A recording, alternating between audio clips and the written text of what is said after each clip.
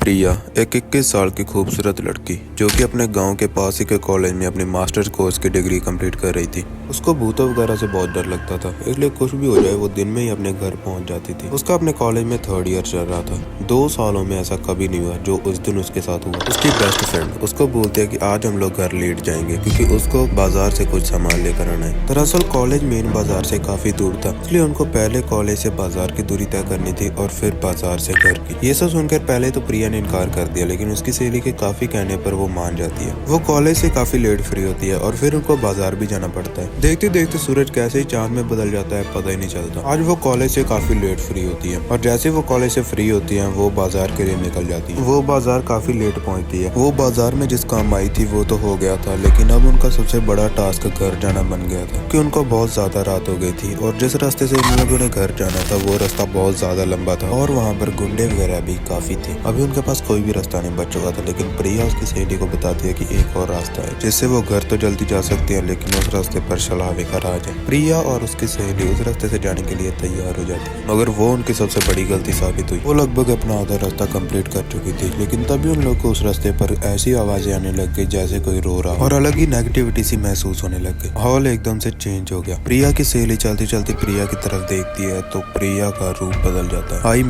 प्रिया शलावा बन चुकी थी। प्रिया उसकी सहेली पर एकदम से हमला कर देती है। उसकी सहेली अपनी जान बचाने के लिए वहाँ से बहुत तेज भागती है, मगर वो सारा शहर ही शलावे के राज से घिरा हुआ था और रात को कोई भी घरों से बाहर नहीं निकलता था। वो भाग तो बहुत तेज रही थी, लेकिन तभी ऊपर से एक टहनी गिरती है जो कि उसके सर के अंदर घुस जाती है और वो वहीं मारी जाती है। दरअसल उसको इस रास्ते पर प्रिया ही लेकर आई थी, क्योंकि प्रिया शाम के 8:30 पर ही शलावे का शिकार हो चुकी थी जब वो अपनी सहेली से थोड़ा सा दूर जाती है। आप लोग भी अपना ध्यान रखा करो, शाम को बिना किसी सेफ्टी के बाहर कम ही निकला करो, क्योंकि आज के टाइम पर इंसान किसी भूत प्रेत से कम नहीं है।